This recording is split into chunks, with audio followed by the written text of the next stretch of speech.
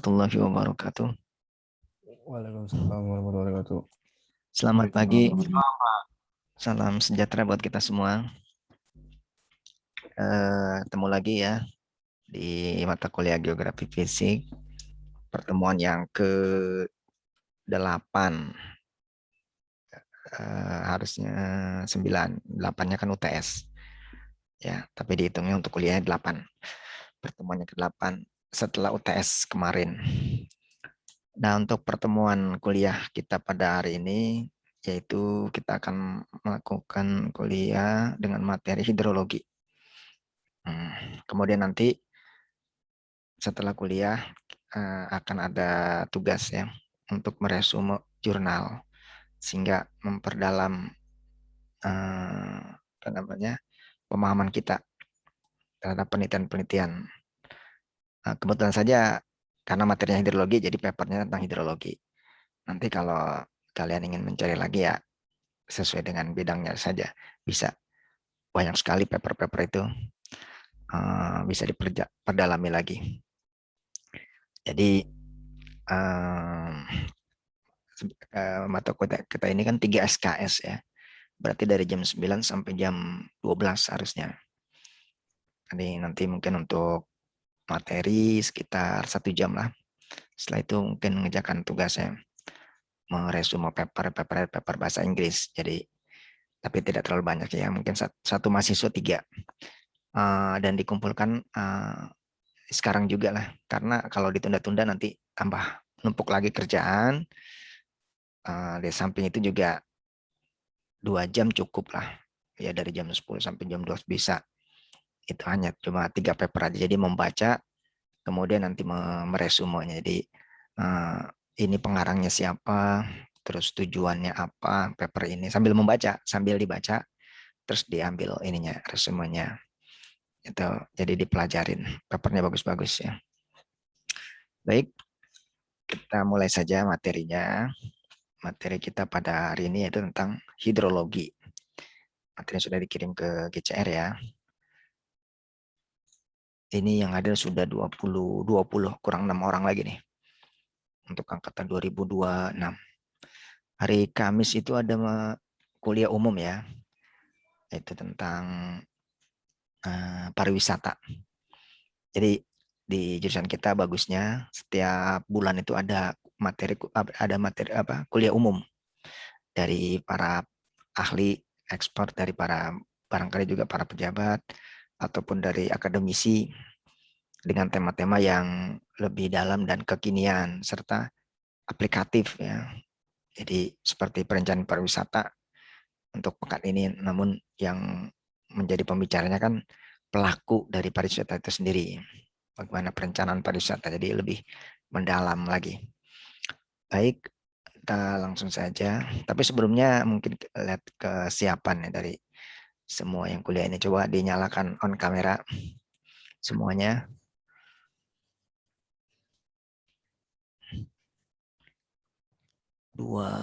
Iya masih 6 orang lagi belum hadir.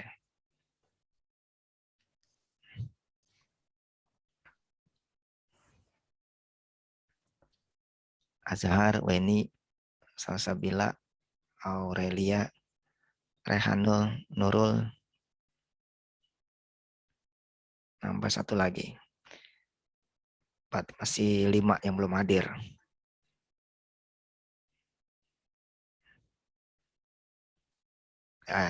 Jadi pertemuan hari ini kita materi hidrologi kurang lebih 1 jam. Setelah itu dilanjutkan dengan tugas masing-masing.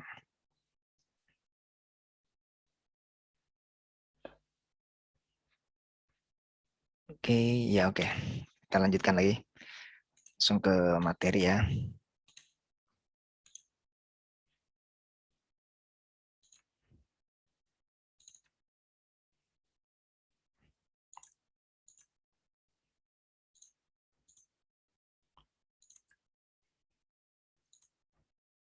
Ya, materi kita pada hari ini tanggal 2 November. Kita sudah masuk di apa? Setelah UTS nih.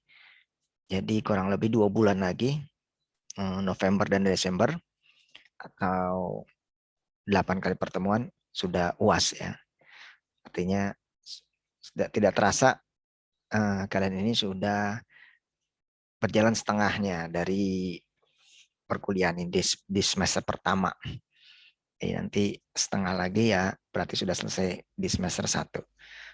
Eh, Sedikit demi sedikit tidak terasa ya, apa namanya, kalian sudah berubah ya dari yang dulu di fase sekolah lah SMU, sekarang udah fase kuliah. Semakin dalam lagi ya. Kemungkinan entah mungkin semester depan atau mungkin semester berikutnya lagi bisa jadi sudah offline. Cuma nanti lihat perkembangannya. Kalau offline ya kita harus sama-sama ke kampus. Kalau kuliahnya pagi jam 8 ya sebelum jam 8 kita sudah hadir. Baik, untuk hidrologi. Hidrologi ini adalah ilmu tentang air. Ya, tentang, sebentar nih, sepertinya ada tamu. Apa ada ya? Ini nih, ada gantiin air. Sebentar ya, Bapak. Pegang dulu ya, sebentar.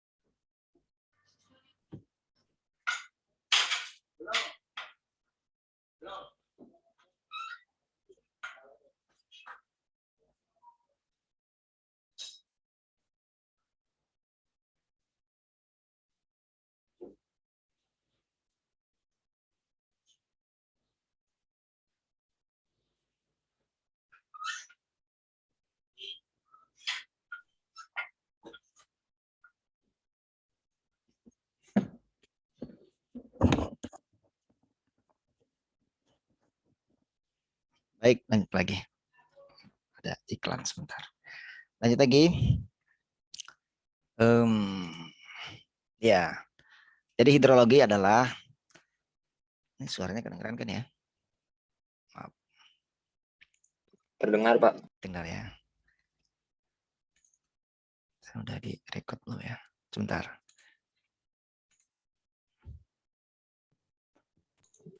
Sudah di-record, Pak. Berikut ya, ya dah. Oke. Jadi hidrologi itu adalah ilmu tentang air ya, pengairan. Ya kalau kita ya hubungannya nanti dengan perencanaan tentang air. Sebenarnya bukan tentang air ya, aspek-aspek yang nantinya akan mendukung untuk perencanaan dalam sisi air, perairannya. Air bisa berupa badan-badan air seperti danau atau situ, ataupun yang sangat berhubungan dengan manusia adalah sungai. Ya, makanya nanti ada istilah daerah aliran sungai atau DAS. Kalau bahasa Inggrisnya catchment area atau watershed. Jadi di mana daerah-daerah aliran sungai, bukan sungainya ya. Kalau sungainya itu tentunya apa? Ya tidak bisa tidak ada kehidupan di situ. Tapi das daerah sungai atau daerah aliran sungai itu bukan daerah sepadan sungai ya, bukan. Kalau sepadan sungai kan tuh misalnya cuma 5 meter untuk sungai kecil, kalau sungai besar bisa 50 meter. Nah, das itu bukan dan sepadan sungai, bukan. Dia itu adalah dibuat berdasarkan garis kontur. Gitu. Ada apa namanya? Ada caranya untuk membuat das ataupun sudah ditentukan oleh yang instansi yang membuat daerah aliran sungai, das atau catchment area. Balik lagi ke sini, jadi hidrologi ini tidak akan lepas dari siklus hidrologi. Nah, ini pelajaran sekolah sebenarnya.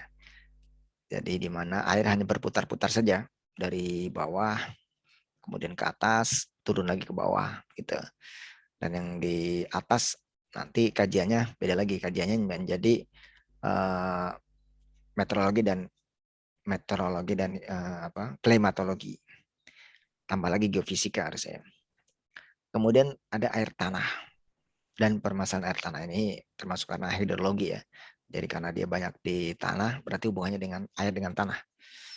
Nah, hidrologi sendiri adalah ilmu tentang seluk-beluk air di muka bumi, kejadian peredaran, distribusi fisik, kimia, reaksi terhadap makhluk hidup, khususnya kehidupan manusia.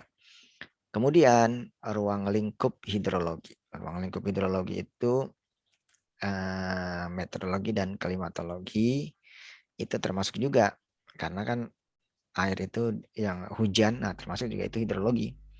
Jadi hubungannya antara hidrologi dengan klimatologi dan meteorologi. Meteorologi dan klimatologi yang kita sudah pelajari ya. Ya sudah ya kemarin ya.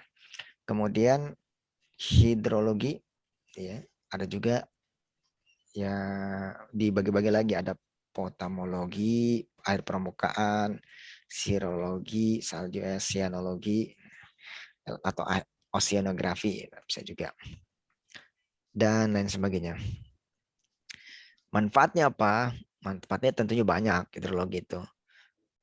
Untuk hidrologi terapan seperti debit sungai, irigasi, drainase, pembangunan air, pengendalian banjir. Nah, banjir ini hubungannya dengan perkotaan ya. Oleh karena itu pentingnya kita mengetahui hidrologi ini.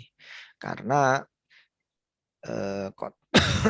permasalahan besar perkotaan itu kurang lebih dua hal yang paling sangat menonjol. Yang pertama adalah kemacetan, kedua adalah banjir. Bagi kota-kota yang ini ya, kalau Indonesia sih, kalau dunia mungkin beda lagi, nggak banjir. Nah, kalau Jakarta saja, ya itu tiga hal, ditambah satu lagi. Ya, pertama transportasi atau macet, kedua banjir, ini masalah air hidrologi. Ketiga permukiman tuh karena semakin banyak penduduk tapi rumah semakin mahal dan sedikit kepadatan tinggi, sehingga akhirnya solusinya perumahan vertikal. Kalau banjir solusinya adalah penanganan banjir, yaitu terutama sungai. Kayaknya ada istilahnya naturalisasi sungai atau naturalisasi sama apa satu lagi tuh. Naturalisasi dan satu lagi Normalisasi, Pak. normalisasi. Ya benar, makasih. Normalisasi. Nah, itu kan kalau normalisasi itu di beton. Sungai di beton kiri kanan sampai bawah-bawahnya juga semuanya. Agar apa? Agar tidak longsor, agar tidak agar banjir bisa terkendali. Dibangun juga sisi-sisi pinggir kanan kirinya itu normalisasi, sehingga air itu tidak langsung tumpah banjir ya kalau saat musim hujan. Itu normalisasi ya. Biayanya besar ya karena sepanjang meander sungai itu ya di kiri kanannya di beton semua. Tapi memudahkan kalau banjir ada tanggul besar bahkan tinggi di sebagian tempat. Kalau kita lihat di Jakarta itu sampai setinggi rumah itu ada yang itu. Agar apa? Kalau banjir tidak masuk gitu air tersebut. Ada juga normalisasi tadi itu naturalisasi, natural, alamiah. Jadi sungai dibiarkan ya secara alami saja sungai itu. Dengan apa? Untuk pengendalian banjir juga, yaitu dengan sepadan sungainya itu ditumbuhi tanaman-tanaman, ya tanaman-tanaman yang kalau nanti banjir dia bisa menahan. Kalaupun dibuat tanggul, ya tanggulnya dari tanah. yang tinggi gitu ya. Terus tanaman-tanamannya juga yang menahan erosi dan sebagainya. Nah, kedua teknik ini dilakukan. Ya. Dulu itu apa yang itu dilakukan. Ya, tapi belakangan ternyata yang terbaru lagi naturalisasi yang paling ini. Ya karena kalau naturalisasi itu kan secara biologinya ada makhluk hidup dan sebagainya, dia bisa hidup ya. Dan lebih indah juga dilihat kan, banyak penghijauan kiri kanan macam-macam. Itu naturalisasi, tapi bisa jadi nanti berubah lagi ya, itu masalah teknologi dan bagaimana trennya normalisasi dan naturalisasi itu. Kemudian nah jadi ini penting juga ya untuk perencanaan itu ya, untuk perencanaan wilayah pertama tadi ya. Kalau Indonesia ini sebagian besar wilayahnya itu rawan terhadap banjir. Kenapa? Karena kota-kota di Indonesia itu kan relatif atau kebanyakan dia adalah di dekat laut, ya, atau di ketinggian yang rendah lah. Hampir semua, karena kan terbentuknya kota-kota Indonesia kan karena memang dulu dari laut, ya perdagangan itu kan laut yang paling utama, sehingga kebanyakan kota-kotanya itu dekat dengan laut. Jakarta, Semarang, Surabaya, bahkan Papua juga ya, dekat laut juga. Terus kemudian Makassar, Kalimantan juga banyak yang dekat laut, Sumatera juga. Ya, Padang, Aceh, semuanya itu dekat, kota-kotanya dekat. Ya, Palembang dekat-dekat dengan laut. Nah, dekat-dekat laut ya ada resiko. Meskipun transportasinya lebih mudah karena lebih mudah dijangkau oleh laut, transportasi laut, transportasi darat, transportasi udara. Namun ada resiko. Resikonya apa? Banjir. Banjir ya. Banjir. Kalau yang dekat sekali dengan laut, ya banjir rob. Contohnya Jakarta atau bisa jadi mungkin Semarang atau kota-kota yang lainnya juga. Tuh. Kemudian banjir juga, banjir yang dari sungai, yang disebabkan karena sungai, kedekatan dengan sungai. Kemudian juga banjir lokal atau setempat ya karena hujan, karena drainase kurang bagus jadi hujan. Nah ini menjadi perhatian dari hidrologi ini, bagaimana bisa menata meskipun kita tidak masuk ke dalam teknik hidrologi. Nah itu udah beda lagi. Kalau teknik bagaimana dia menghitung debit air, kemudian membuat bagaimana kecepatan air dan sebagainya ya. Tapi paling nggak kita tahu secara spasial dan bagaimana merencanakan kota itu agar terbebas dari banjir dan dalam pengelolaan air. Jadi air di satu sisi memang kehidupan manusia. Manusia kalau tidak ada air tidak bisa hidup, untuk air bersih maupun sanitasi ya, air kotornya. Itu. Namun juga kalau tidak ditangani dengan baik ya air bisa jadi mendatangkan bencana juga. Jadi untuk keseimbangan, kemudian juga untuk kualitas dan mencegah dampak negatif. Siklus hidrologi. Nah, siklus hidrologi ini bagaimana air itu ya berputar-putar saja. Dia ada siklus yang kecil, jadi putarannya kecil. Ada yang sedang putaran, ada yang putaran besar. Putarannya kecil itu ya dia air laut menguap, kemudian gas naik, awan dan turun. Kecil, yang menengah ada laut, ada darat. Nah, kalau yang besar, yang panjang melibatkan salju, gletser, semuanya itu. Jadi global, menyebabkan bahkan juga awannya yang itu juga hidrologi dan klimatologi juga melibatkan angin-angin pasat barat, angin pasat timur, itu kemudian juga angin muson barat, muson timur dan sebagainya. ada kejadian ya belum lama ini, ada hujan yang hanya turun itu di 1 meter ya, di mobil. Kejadian di Cikarang, itu lagi viral ya. Lagi viral, ada mobil yang parkir, kemudian hujan turun, tapi hanya di mobil itu saja. Gitu. Hanya mungkin 1 meter 2 meter aja luasnya. Yang lainnya tidak. Jadi hujan setempat. Nah itu bisa saja terjadi ya. Bisa saja terjadi itu karena kan diturunkan dari awan ya. Itu bisa saja terjadi. Sebelumnya pernah terjadi juga di Medan. Kalau itu terjadinya di jalan. Jadi hanya hujan juga setempat saja, bahkan 1 atau 2 meter saja hujan. Sekelilingnya nggak ada hujan. Gitu.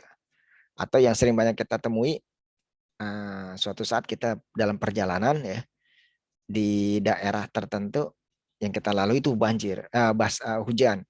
Kalau kita naik mobil atau naik kendaraan motor, kita pakai jas hujan, atau kalau mobil kaca ininya penuh dengan hujan itu kan. Kemudian ketika lewat wilayah tersebut, ternyata di wilayah yang lainnya tidak hujan. Ya, tidak hujan. Jadi yang makan naik motor, jas hujannya ternyata pas daerah situ nggak ada yang pakai jas hujan, kita aja pakai jas hujan. Dan panas biasanya. Terus kalau yang naik mobil juga ini nggak hujan. Nah, itu bisa terjadi ya. Karena memang awannya berbeda. Itu kan yang menurunkan hujan kan awan. Maksudnya menurunkan prosesnya. Kalau menurunkan ininya ya Allah atau Tuhan. Nah ini daurnya. Jadi ini akan berputar-putar saja. Dari surface runoff itu artinya aliran permukaan. Jadi dia tidak masuk airnya itu keluar. Ada yang disimpan di dalam lake ya, storage di danau-danau situ. Kemudian dia masuk nih ke dalam ke badan-badan ini, badan-badan sungai atau ya drainase. Masuklah dia ke laut ya. Karena sungai kan pada akhirnya ujungnya hilirnya tuh akan ke laut juga. Gitu. Itu memang udah sebuah sistem yang luar biasa. Jadi gunung, kemudian ada sungai, dan sungainya tuh ujungnya dia pasti ke laut. Sungai itu hulunya itu pasti di gunung dan hilirnya adalah di laut. Nah, di sini kalau kita lihat di sini dia kan masuk ke dalam. Namanya infiltrasi, masuk ke dalam air itu ketika hujan. Ini tanah, soil. Nah, itu kita sudah pelajari ya, pedologi. Jadi kan lapisan tanah itu tidak akan dalam lapisan tanah itu. Dia tidak akan sampai ratusan meter atau ratusan kilometer, tidak. Yang itu hanya berapa meter saja lapisan tanah itu. Selebihnya adalah batuannya. Meskipun kalau di Jawa ini kan termasuk subur ya. Itu kalau kita gali terus seperti sumur ya, itu masih tanah ya. Mungkin 100-200 meter.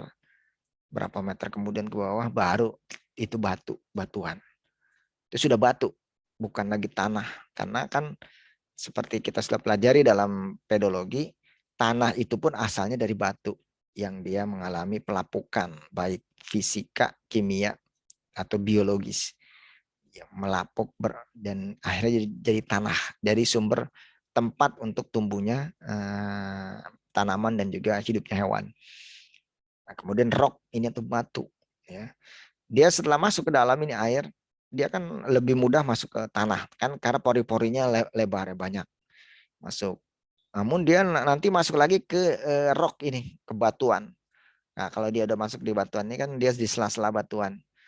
Karena batuan itu ada yang permeable dan impermeable. Permeable tuh jadi dia bisa masuk air. Impermeable tuh nggak bisa masuk sama sekali ya. Contoh saja kalau kita punya batu ya. Batu itu batu-batu jenis tertentu. Ya, batuan lagi kita sudah pelajari juga ya di geologi. Ada batuan beku, batuan metamorf, sedimen. Batuan-batuan beku kalau dialiri air ya tidak bisa tembus air. Gitu. Nah, karena nantinya itu di dalam di bawah ini namanya geohidrologi. Jadi geologi, hidrologi. Jadi geonya batu dan hidrologinya air. Air itu ketika dia masuk ke dalam, ya, kemudian ada batuan yang impermeable, tidak bisa dilewati.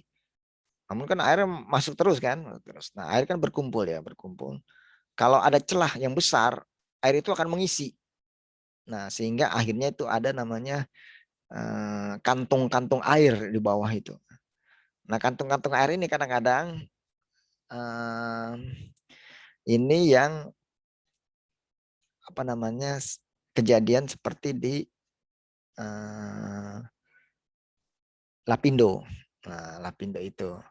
Jadi kalau yang berkumpulnya itu minyak, wah itu emas hitam, ya, bernilai sekali. Jadi kan kan minyak sama air nggak campur ya. Jadi kalau yang minyak itu, tapi minyak juga itu kan dari tanaman atau hewan yang jutaan tahun yang lalu, gitu ya. Karena dia masuk ke bebatuan yang kemudian panas di dalamnya, ini panas dan suhu tinggi dan semuanya, akhirnya dia jadi minyak bumi dan sebagainya. Itu ada atau batu bara. Nah, minyak bumi itu kan dia akan berkumpul kemudian dalam jebakan-jebakan. Nah, itu kan bisa dideteksi dari atas pakai apa tuh namanya suara atau gelombang itu, pakai teknik geofisik gitu. Nanti dia bisa ada alatnya, oh bisa ketahuan. Oh ini di kedalaman sekian nih ada minyak di sini ya. Kemudian dibor. Nah dalam pengeboran itu bisa saja dapat minyak, tapi bisa juga malah yang dapat itu air. Kenapa? Karena ini kalau air kan keisi terus, kalau minyak dia ya tidak dapat tambahan lain kecuali yang jutaan tahun lalu itu. Kalau air dia kan terus tambah, dia hujan masuk terus sehingga di sela-sela itu ya. Kalau selanya kecil ya nampungnya kecil, tapi kalau sela-sela atau itunya tampungannya besar ya, kita nggak tahu di bawah itu kan bisa jadi luas sekali. Bahkan kalau ini kan satu kecamatan atau kelurahan atau lebih dari itu, cekungannya besar sekali ya, air masuk terus di situ. Dari hujan, dari ini infiltrasi dari ini masuk semua air ke situ, jadi sebuah kolam besar sebenarnya itu di dalam itu. Nah, ketika dibor, kan itu kan air itu kan dia ada gas atau tekanannya tinggi ya, tekanan tinggi dia. Ibaratnya bertahun-tahun dia tidak bisa keluar, ketika ada celah sedikit, tekanannya kan tinggi di dalam itu. Dia akan keluar dengan kencang sekali sehingga bisa apa tuh airnya itu air mancur gitu kan, keluar. Nah karena tekanan di bawahnya tinggi segala. Nah itu kalau udah seperti itu sulit sekali untuk ditutup lubangnya itu karena tekanannya tinggi sekali. Dulu kan pernah dia kan ditutup ingin pakai batu logam-logam besar, itu batu yang berat, tetap tidak bisa karena tekanannya lebih tinggi lagi dibandingkan dengan berat batuan itu. Jadi waktu itu kan pernah ingin ditutup itu dengan batuan-batuan yang berat, nggak bisa, malah batuan itu terpental atau karena saking apa namanya tekanan sangat tinggi sekali ya. Nah akhir terjadinya apa, karena ya udah kalau sudah keluar ya nggak bisa stop ya, akhirnya apa, terendam lah semua itu. Terendam itu yang terjadi di Indonesia. Di luar negeri juga ternyata sama, pernah kejadian juga. Itu adalah apa, salah pengeboran gitu. Ya dalam eksplorasi memang seperti itu, 50-50, bisa berhasil bisa tidak. Kadang yang dibor itu bisa jadi adalah air bukan minyak. Nah itu cerita yang lain. Kemudian nih setelah dia naik ke atas, nah ini kan groundwater, ini air ternyata dia bergerak juga airnya. Airnya bergerak seperti sungai, tapi bukan sungai mengalir gitu di bawah. Dia di sela-sela batu, ada sela-sela tanah, itu dia mengalir terus teman-teman. Karena ada faktor gravitasi juga dia kan. Terus dan dia akhirnya timbul mata air. Kadang-kadang kita temui mata air, oh ini keluar air terus dari bawah. Ya karena memang itu air situ berjalan terus di situ ya. Karena Sudah jenuh di sini dia jalan terus. Nah, kemudian diserap naik ke atas ya oleh vegetasi, oleh stream, oleh soil. Maksudnya itu air yang ada di sini dia naik semua karena ada sinar matahari. Namanya evaporasi. Ada juga evaporasi. Jadi naik air. Kalau turun namanya presipitasi. Nah, kemudian jadi awan, dan kemudian turun. Ini hidrologi, siklus hidrologi. Dia bisa 15 km, bisa 1 km, dan bisa lebih luas lagi. Ini kan hujan, turun, infiltrasi, masuk dia ke dalam air. Kalau masuk itu namanya infiltrasi, tapi kalau sudah di dalam namanya perkolasi. Pergerakan air di dalam tanah itu namanya perkolasi. Kalau infiltrasi itu masuknya air dari luar tanah ke dalam tanah itu. Setelah itu dia jadi aliran permukaan. Nah, jadi aliran permukaannya. Karena tadi perkolasi kan air bergerak terus.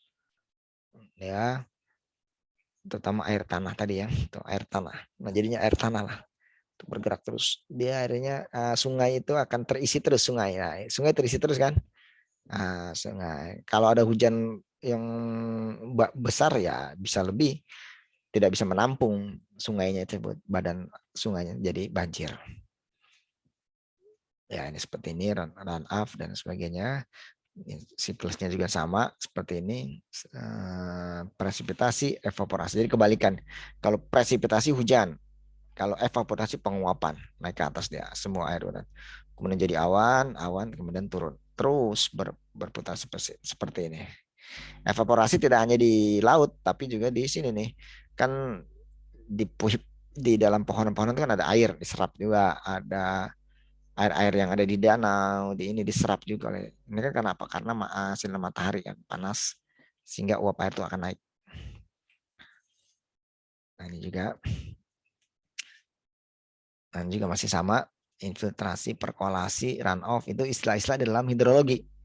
Ya, transpirasi dia naik. Presipitasi hujan.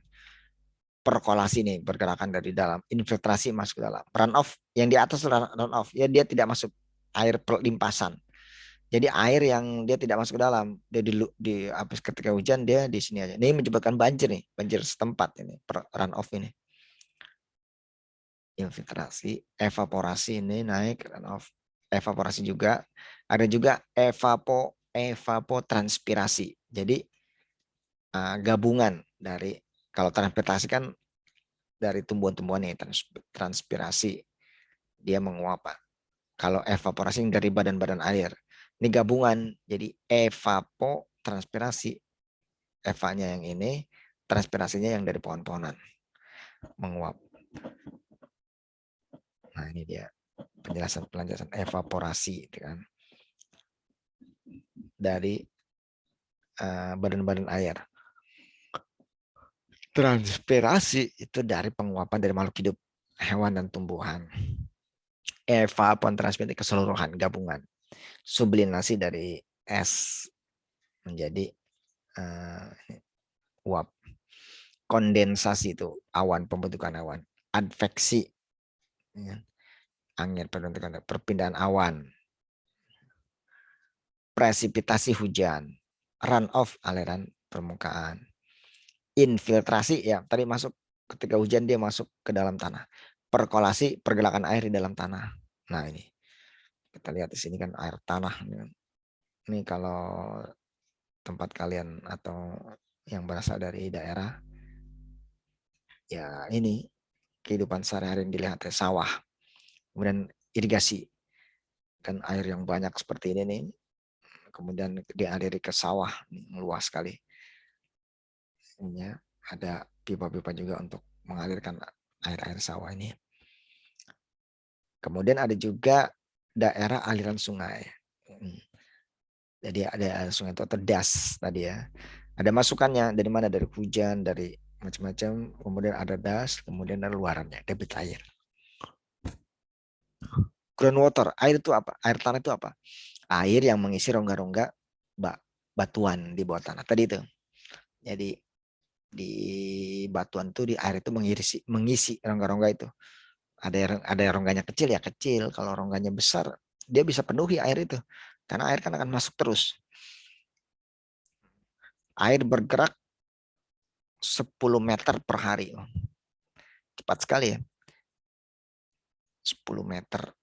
Ya nggak cepat sih, tapi 10 meter per hari. Jadi, air itu bergerak. Minimal 1 meter per tahun nih. Ini kalau batuannya yang tadi impermeable ya. Kali ini permeable. Nah ini sekitar infiltrasi, perkolasi, recharge, ya, spring. Nah, jadi hujan. Sekarang ini sudah mau musim hujan ya. Nanti puncaknya biasa banjir itu di Januari atau Februari. Kita lihat di sini ada well, ada sumur di sini air. Dari mana dia nih? Nih dari sini.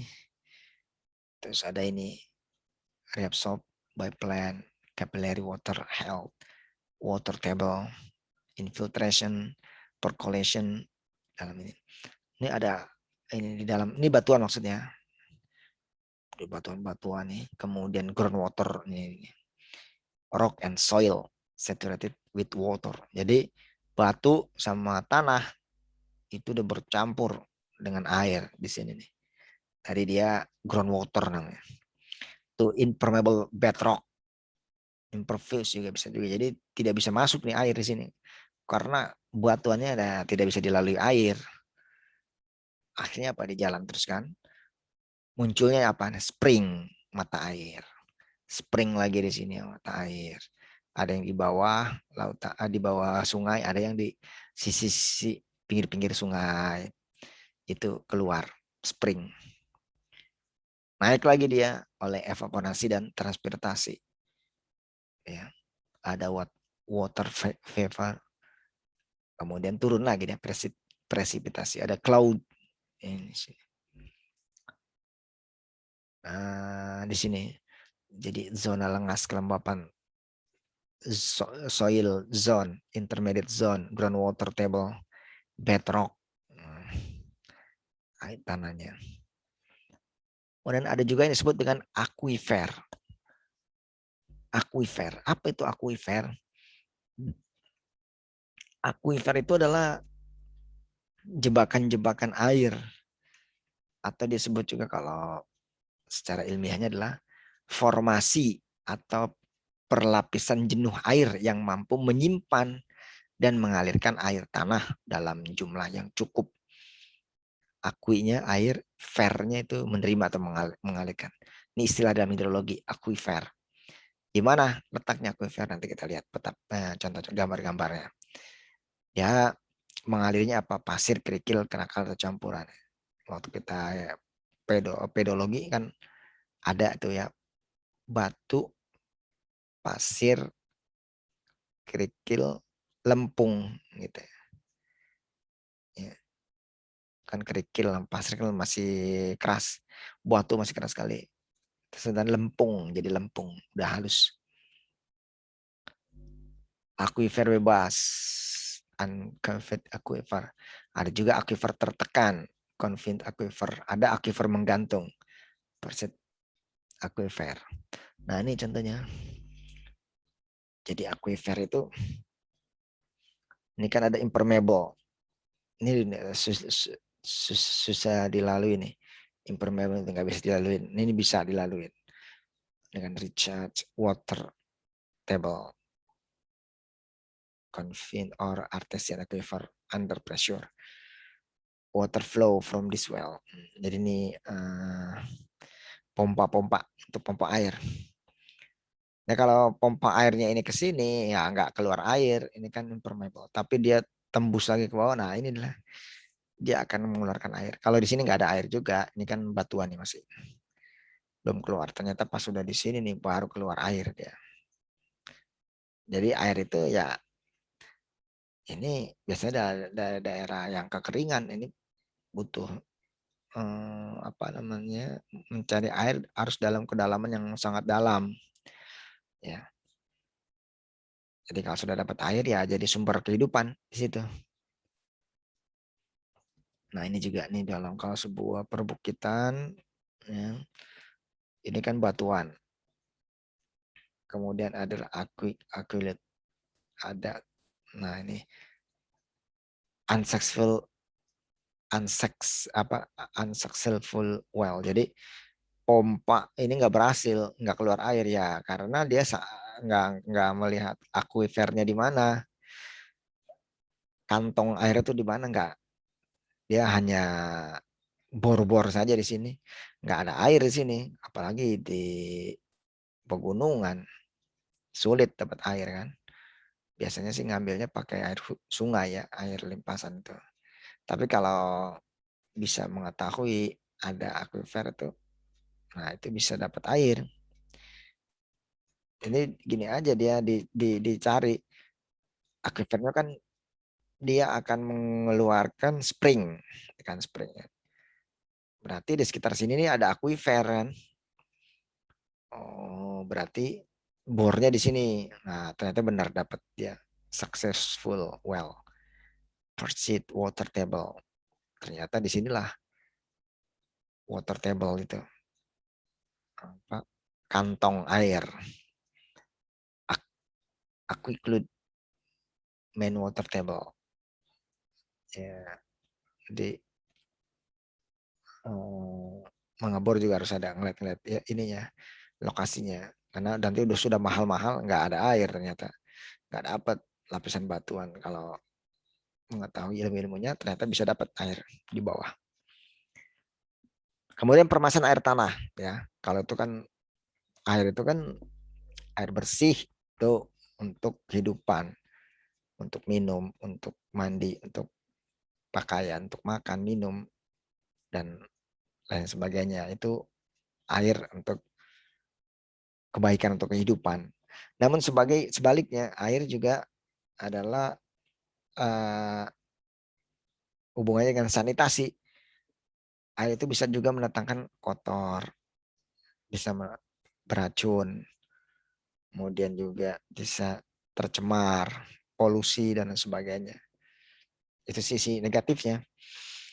Kenapa bisa terjadi kejadian tersebut? Ya di salah satunya ini. Kalau ini oil natural gas extraction. Jadi ada minyak atau natural gas. Eksisinya waktu itu kondisinya seperti ini. Kemudian diganggu, disturbance. Efek dari disturbance. Jadi airnya ini apa namanya? Habis. Mining ini. Jadi ini dia kan membuat terowongan. Mining membuat terowongan. Terowongan di sini. Nah, ini kan kemungkinan aquifer di sini. Ya, mungkin terganggu aquifer di sini. Ada lagi dissolution of limestone. Ini jadi dissolution pecah itu ya dari batuan. Jadi airnya pun kan di bawah terlihat pas ketika pecah ini airnya kelihatan di bawah nih.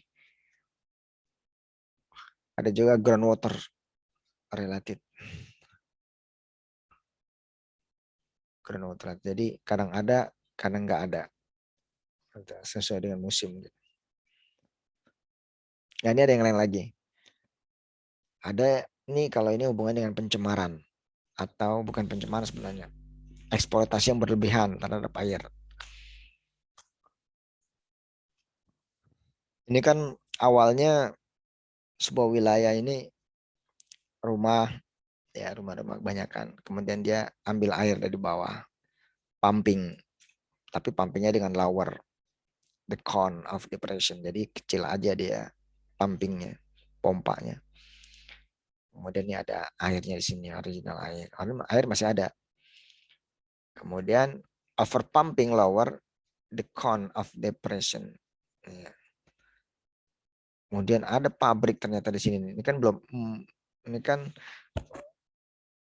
belum ada nih. Datanglah pabrik sini. Dia ada di sini. Dia ambil banyak di sini. Pumpingnya agak besar. air tambah sedikit. Kemudian over pumping, apa namanya, pompanya lebih besar lagi ini karena ini perusahaannya pabriknya lebih besar lagi. Ya. Lower the cone of the depression dries up the stream. Original home owner must spend berapa dolar untuk drill a deeper well. Jadi akhirnya karena ini dia kan butuh air banyak macam-macam, dia ambil sendiri langsung dari bawah, over pumping. Akhirnya apa? Air habis disedot di sungai, habis kesedot. Punyanya ini juga kesedot, dia juga nggak punya. Kalau dia mau ada, dia harus pumping juga, tapi lebih deeper, lebih dalam. Ini ada lagi kejadian kalau ini di pesisir, pertemuan antara laut dan daratan. Ada water table. Ini water table-nya kan di sini nih. Tabel air fresh water ini. Ini ketika keadaan masih normal ya, masih bagus. Air fresh, air segar itu ada, artinya air tawar. Dia ada di sini dan dia menekan ke sini kan, karena dia mau keluar juga. Air laut juga sama menekan. Akhirnya apa? Adalah zone of diffusion interface. Percampuran ada akhirnya air laut dan air darat. Payau di sini percampuran salt water. Ini kan sih. Ini ada terus di sini. Sebenarnya ketika kondisi seperti ini damai-damai saja nih. Ada fresh water, ada salt water, tapi dia damai-damai saja. Artinya ya biasa saja gitu. Hubungannya baik gitu. Ada zone of. Ternyata lama kelamaan gitu. Karena di sini pun di pesisir ini banyak rumah, dia melakukan pumping kan mengambil air juga di situ kan. Kemudian tekanan dari laut lebih besar kan dibandingkan dengan dari daratan, sehingga dia menekan terus. Karena disedot terus ini, airnya ini kan lama-lama habis fresh waternya. Akhirnya yang kesedot bukannya fresh water tapi salt water intrusion. Ya, karena kan tempatnya ini kan air kan akan menempati tempat ya. Ketika waternya diambil ya salt waternya yang naik ke dalam. Akhirnya kalau dalam setahun 2 tahun, kalau puluhan tahun, ratusan tahun ya habis fresh waternya. Akhirnya masuklah si ini salt water, kan dia lebih banyak jumlahnya salt water. Dan akhirnya tadinya daerah di situ ada air tawarnya, sekarang udah nggak ada lagi air tawarnya karena air tawarnya udah habis dan digantikan masuk itu air asin. Tuh. Itu banyak kejadian di wilayah pesisir. Tanahnya itu sudah tanah airnya itu udah air tawar atau payau. Bukan air tawar lagi. Ada juga kontaminasi air tanah. Jadi ini kan ada gas station, gas. Kemudian drinking well. Dia ngambil air. Nah, di gas ini dia ada punya gas tank. Gas tank. Ternyata gas tanknya leak, bocor. Mobile pass. Bagian yang mobile. Volatilization. Jadi ini kan air beningnya nih, air bagusnya. Absorption onto soil, groundwater flow, dissolve pass. Jadi microdegradation. Lama-lama tercemar air tawarnya ini oleh ini gas yang bocor. Jadi lama-lama airnya jadi beracun atau nggak bisa diminum atau nggak bisa digunakan. Ini tadi das dan ini pengertiannya. Watershed juga disebut dengan watershed. An area contribution runoff and sediment. Jadi air yang turun, kemudian juga sedimen, kemudian ada wilayahnya ini namanya watershed atau catchment area atau das daerah aliran sungai. watershed ini. Ini bisa dihitung watershed boundary-nya. Sungai terpanjang juga. Di dalam watershed atau dalam sungai ini ada sungai-sungai dan anak-anak sungainya. Nah, ini daerah sungai sini. Air sungai tersebut juga river basin atau drainage basin, catchment atau disebut juga dengan watershed area atau catchment area atau di Indonesia daerah aliran sungai. Dia bagaimana wilayahnya itu? Dia mempunyai topografi, iklim, geologi, tanah dan vegetasi. Gitu. Ya baik.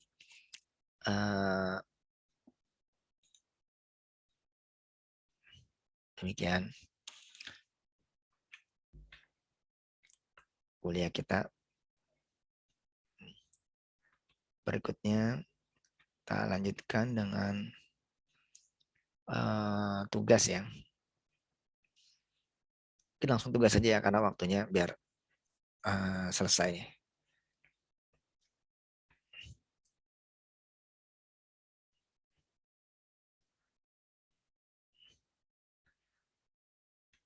Yang hadir ini 22, masih ada 4 orang belum hadir ya. Pak, maaf, saya mau tanya. Saya kan. Kalau untuk tugasnya itu bagaimana ya Pak? Itu Ya. yang resume bentuknya sudah tabel, maksudnya gimana ya Pak? Ya baik, sekarang dikasih tahu nih. Baik, sekarang kita lanjut ke tugas ya. Tadi kan materi sudah, meskipun ada 4 orang nih belum hadir ya. Siapa nih? 4 orang.